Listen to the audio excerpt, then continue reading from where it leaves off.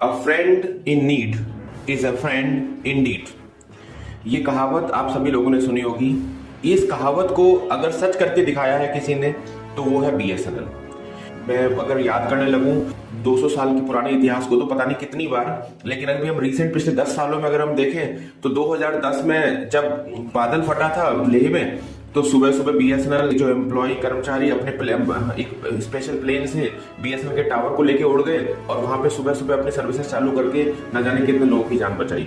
2014 में अगर आप देखें कि जब हुदूद तूफान आया था आंध्र प्रदेश में, तो सारी सर्विसेज डिसरप्ट हो गई थी। वहां की गवर्नमेंट को डर था कि कहीं कैश इकोनॉमी एकदम दंगे शुरू ना हो जाए। तो उस टाइम बीएसएनएल ही एक ऐसा ऑपरेटर था जिसने 3 दिन के अंदर करीब करीब 70% सेवाएं रेस्टोर कर दी थी।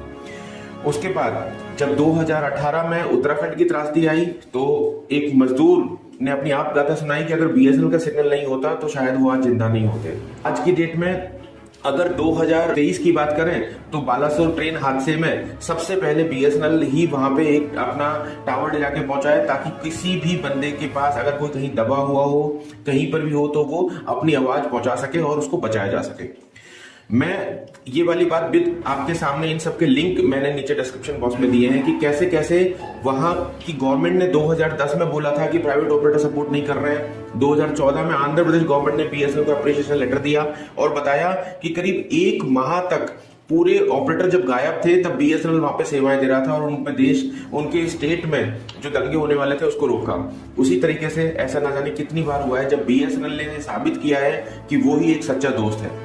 हाँ, हम ये मानते हैं कि बीएसएनएल आज भी 3G में ही काम कर रहा है। हाँ, हम ये भी मानते हैं कई बार आपको बात करने के लिए घर से बाहर आना पड़ता है, बहुत सारी कमियां हैं, मानते हैं हम ये वाली बात। लेकिन कई बार कहते हैं ना, सैक्रिफाइस घर का आदमी ही करता है। देश को बचाने के लिए देश की सबसे बड़ी कंपनी ने सैक्रिफाइस किया और आज देश में अपनी 4G की सेवाओं को स्वदेशी रूप से चालू करने के लिए, जिससे पूरे वर्ल्ड में हमारी सेवाओं को यूज किया जाए, हम 4 साल लेट हुए और हम अपनी सेवाओं को अब लॉन्च करने वाले हैं।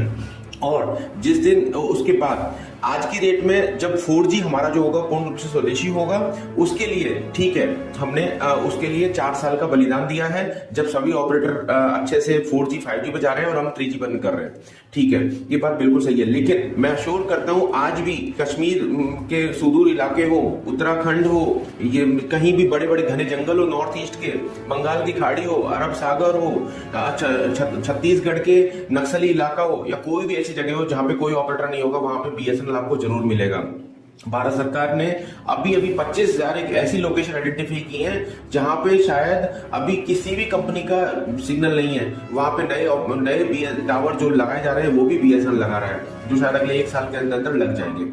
तो मैं आपको ये बताना चाहता हूं कि ठीक है, भले ही आप हमारे मोबाइल को रखने के बाद आप गेमिंग नहीं कर पा रहे हैं, आप हाई स्पीड इंटरनेट पे यूट्यूब सर्फ नहीं कर पा रहे हैं, आप कुछ और काम नहीं कर पा रहे हैं, लेकिन मैं अश्योर करता हूं आपको, बीएसएनएल का एक सिम अगर आपके मोबाइल में है तो ना कभी आपके पैसों का कोई फ्रॉड होगा, ना कोई आपके पैसों का कोई किसी तरीके का मोबाइल में किसी भी तरीके का कोई स्पाई करके आपके मैसेज को कोई कहीं और लेके चला जाएगा।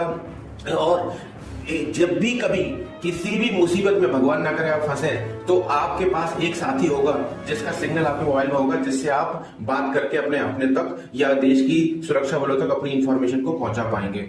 मैं इसी के साथ आपको कहना चाहता हूं कि एक सिम अपने लिए, अपने परिवार के लिए बीएसएनएल मोबाइल का अपने मोबाइल में जरूर रखें। धन्यवाद। जय भारत, जय हिंद, जय बीएसएनएल।